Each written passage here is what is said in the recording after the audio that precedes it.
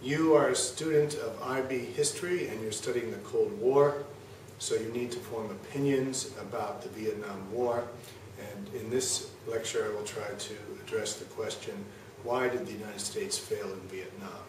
I think most historians and analysts will agree that U.S. policy in Vietnam was a failure, so we have to analyze that and determine why U.S. policy was a failure. And my argument is wrong policy, wrong war, that the United States failed in Vietnam because of the underlying policy of containment, that containment was bad policy, that it was misinformed, that it presented the world in an overly simplistic view, and therefore U.S. policy in Vietnam was a failure because the policy of containment was what guided U.S. foreign policy in Vietnam. I'm going to follow the argument of Professor Michael O'Malley from George Mason University that you can find online.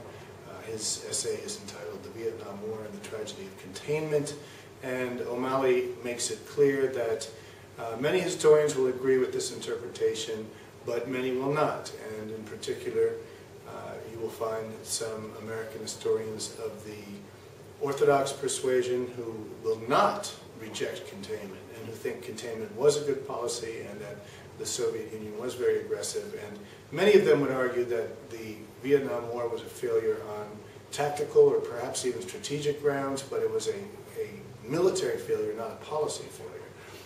I disagree. I think that the Vietnam War was a policy failure and the policy of containment was the underlying problem. So let's remind ourselves quickly of what containment is. Containment is a U.S. foreign policy which was born in 46 or 47 with the telegrams and articles of George Kennan. And the idea of containment quickly in 4 points is, number one, that the Russians and the Soviets are a neurotic, unpredictable force. Number two, that they're bent on expanding and that they are convinced that they are headed for an inevitable clash with the West. Number three, that therefore they need to be contained. And number four, that the contradictions of the Soviet system are so intense that if they are contained, it will collapse upon itself. So the whole idea of containment is to keep Stalin in a bottle, to contain Soviet influences behind what Dean Acheson would later call the defensive perimeter, to keep the Soviet Union and its followers and its communist parties out of the so-called free world, to keep the Soviet Union behind a line of containment. So that's the idea behind containment, and of course it comes to fruition in the late 1940s, and then it gives birth to this sort of hysterical anti-communism of the early 1950s, including the Red Scare and the McCarthyism era. And the idea is that there's a red under your bed and that the communists are trying to spread everywhere. And certainly Korea seemed to give justification to the idea of containment, and the Korean War seemed to reinforce the idea of those U.S. foreign policy analysts who were convinced by containment. And however, it was not a good policy for understanding or analyzing Vietnam. And to argue this point, I will go back to September 2nd of 1945, on the very day when the Japanese were signing the instrument of surrender aboard the USS Missouri in Tokyo Bay. What was happening in Hanoi, Vietnam? There was also a celebration of defeating the Japanese in Hanoi, Vietnam, and on that particular day, Ho Chi Minh announced the Declaration of Independence of the Democratic Republic of Vietnam, in which he spoke very highly of the United States, and in which he quoted from Thomas Jefferson, and in which he suggested that there would be a positive, cooperative era coming ahead between the United States and the Vietnamese. Of course, the French had been defeated by the Japanese in Vietnam and were pretty much out of the picture at this point, but they were coming back. And by 1950, 4 years later, the United States decides that it's going to support the French in their imperialist war against the Vietnamese, and it was in May 1950 when Dean Acheson, another one of the wise old men like George Kennan, stated, he was Undersecretary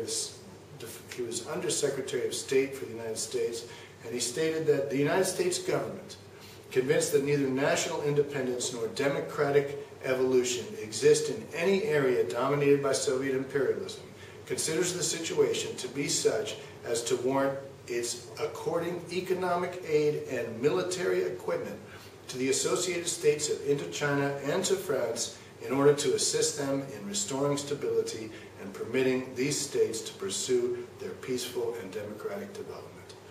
So between 1946 and 1950, the U.S. turns from being friendly to Ho Chi Minh and the Democratic Republic of Vietnam to being hostile and to supporting the French war of aggression against the Vietnamese. Why? Well, the main reason why is because they've adopted this policy of containment. In other words, they're looking at the world in a very simplistic view of us versus them, and that is that no country can have its own aspirations, its own interests, its own desire to be itself, its own country. Instead, that it must be either in the American camp or the Soviet camp. And because Ho Chi Minh was a communist, and he was, they perceived the Vietnamese struggle for independence as being directed by Moscow, which it was not. However, as time went on, it became more and more assisted by Moscow, and the Russians, or the Soviets, said themselves they were just assisting the Vietnamese in their own rightful struggle for independence. But because of the policy of containment, the U.S. saw it differently. It saw the world as split in between two camps. It was John Foster Dulles, the Secretary of State under Eisenhower, who said, in the global chess game, the Reds are getting a strong position. So because of the policy of containment, the U.S. policymakers saw the world in terms of this grand global chess game, and they could only see Vietnam as a pawn in the chess game, instead of understanding that the Vietnamese themselves were a proud country fighting for its independence, as it had before it fought against the Americans. It fought against the French, and before it fought against the French, it fought against the Japanese, and for many centuries, going way back, actually 2 millennia, there had been various fights against Chinese and even Mongolian invaders. So the Vietnamese were fighting for independence, but the Americans saw this struggle as part of the global chess game, as part of the Cold War, and could not recognize Vietnam's special situation where they were fighting for their own independence. A few words need to be said about de Gaulle, who was very aggressively trying to recapture what he called the honor of the French Empire, and who was very aggressive against communists in France. And of course, the French Communist Party was very strong, and the Americans were concerned that communism might take over in France. And that was a big part of why the Americans wanted to support de Gaulle and support the French imperialist forces, because they were anti-communist and because the United States was trying to make sure that Western Europe did not become communist. Again, ignoring the Vietnamese. Okay, so of course the French went on to lose the war in 1954.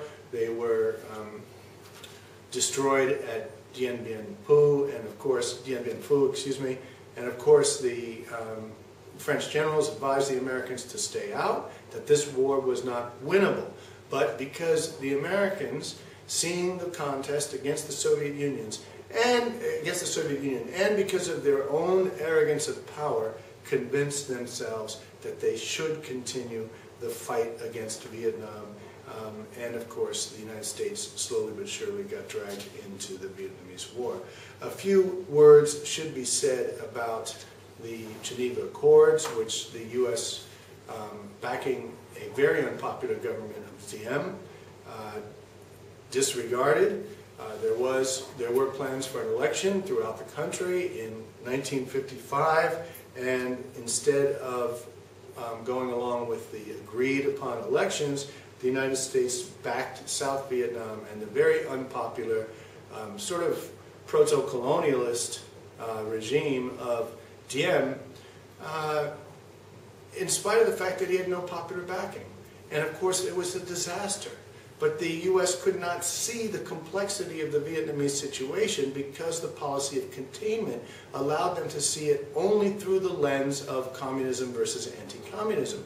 And they didn't see that the Diem regime, which was persecuting Buddhists, was very unpopular in his own country, whereas Ho Chi Minh's regime, if you will, was much, much more popular, although it had its problems as well. No doubt about that. And there's no doubt that Ho Chi Minh was a communist, but he was first a Vietnamese patriot, as he said many times himself. Of course, his father had been an educated sort of Mandarin or court official, and Ho Chi Minh traveled the world when he was very young. His travels through Sri Lanka, through Africa, etc., impressed him. And left a very, very bad taste about colonialism. I've said a few things about that in class. He was impressed when he went to Harlem by African-American movements for self-respect. He went to England. He ended up being educated in France, where the only people who supported, this is in the 1920s, the Vietnamese movement for independence were the socialists, and he became very much a part of the socialist movement there. He ended up getting training in the Soviet Union. He almost got captured a few times in China. He stayed in Thailand for a while. There was no doubt he was a communist, but throughout his life, the one driving force was Vietnamese independence. That's what he was fighting for. Okay, so the U.S. increased its commitment first under Kennedy and then under Johnson to the struggling regimes of South Vietnam, mainly because they were convinced that they had to fight against communism. And one could ask about the Gulf of Tonkin incident, and I think both Pearson and Nick did ask this question, a very good question. What were the U.S. ships doing in North Vietnamese waters anyway? Were they looking for this kind of incident to escalate and to get more deeply involved in the Vietnam War? And I think the answer roughly was yes. The U.S. had decided that they were going to draw the line at Vietnam because they had become convinced in something called a domino theory. They were convinced that now that China had fallen, if Vietnam was allowed to fall, then Laos would fall, Cambodia would fall, then Thailand, then Malaysia, then Singapore, all the way down to Australia, etc., until the U.S. would be surrounded by this red wave of communism that would spread throughout the world. Now this domino theory, again, was very much based on the idea of containment, the basic idea that there was this spread of communism that needed to be contained, directed by Moscow, which was threatening the world, which was actually an incorrect analysis, we now know, but it was very convincing at the time, and it was what drove U.S. policy. So, by 1964, we have to look at what was really motivating the United States. And in addition to the containment theory, and here's where O'Malley makes some good points, I think there were some other things that he says were harder to quantify, but a belief in the special mission and the destiny of the United States. In other words, this idea that God was on the side of the United States, and this was a life and death struggle between freedom and communism, and the arrogance of power, as Senator Fulbright called it, and the idea that as the most powerful nation in the world, the United States had both an obligation and a duty to impose its way of life on the rest of the world. And these, again, are ideas which are rooted in this idea of freedom versus communism, which is what gives voice to the policy of containment. So by 1967, there are 500,000 American troops in Vietnam, and the cost of the war is $2 billion a month. And finally, you start to get some domestic opposition, some significant domestic opposition, which starts to question the policy of containment and starts to ask, what are we fighting for? And Of course, this is reflected both in the student movement and in the popular culture, in rock and roll, and in the many student demonstrations and rock concerts, things like Kent State and Woodstock, where it's quite clear that significant portions of the United States society rejects containment and the idea that we, the American people, have to fight against communism halfway across the world. And underlying all this is the fact that the U.S. does not have popular support in Vietnam.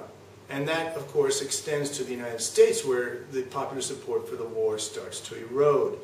Very famously, Jane Fonda went to Vietnam, and the American soldiers themselves came home, and while they were in Vietnam, were expressing quite clearly that it was very difficult to tell the difference between an enemy and an ally.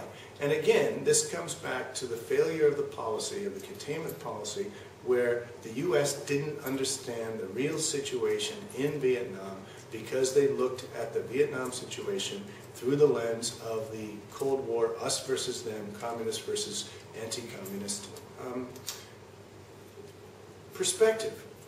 And, you know, at this time, the United States started lying significantly about what it was doing in Vietnam. Richard Nixon, in the later part of the war, illegally started bombing Cambodia and Laos and hid this from the American people. And there have been many lies going on from the government, some of which were revealed in the Pentagon Papers. And, you know, as the Marine Philip Caputo, who wrote a very powerful book, Rumors of War, later said, after they killed many people in a village, their superiors would tell them, if it's dead in Vietnamese, it's Viet Cong. In other words, they would shoot first and ask questions later, so the war became very unpopular, and the war became so unpopular because the underlying policy was very confused. As a matter of fact, Clark Clifford came in as Secretary of Defense after McNamara resigned, and he asked, what is our policy for winning the war? And there was no policy for winning the war, according to Clark Clifford. In other words, the policy was containment and anti-communism at all costs without a clear understanding of what the objectives of the Vietnam War were. So this is one of the main reasons why there was so much opposition to the Vietnam War in the United States and in Europe and in the rest of the world. And the main problem was the U.S. had misread the situation and didn't understand the realities on the ground in Vietnam. And this is exactly what the American soldiers found out when they went to Vietnam, that their commanding officers and the government and the policy didn't really know what it was doing, and the U.S. soldiers themselves were very confused and didn't really know what they were doing. They could not tell an enemy from an ally, which was a very difficult situation to be in. They kept doing things which were unethical, such as napalm, massive bombing, relocating villages into these so-called strategic hamlets, such as the My Lai massacre, etc. And of course, this eroded any kind of support for the Vietnam War, not only in the U.S. population, but eventually in the policymakers. And of course, by 1972, you know, the Vietnam War has already removed Johnson, and it will eventually remove Nixon as well. But by 1972, and I think the last troops came out in 1973, of course the fall of Saigon was 2 years later in 1975, the U.S. had given up and had lost the Vietnam War.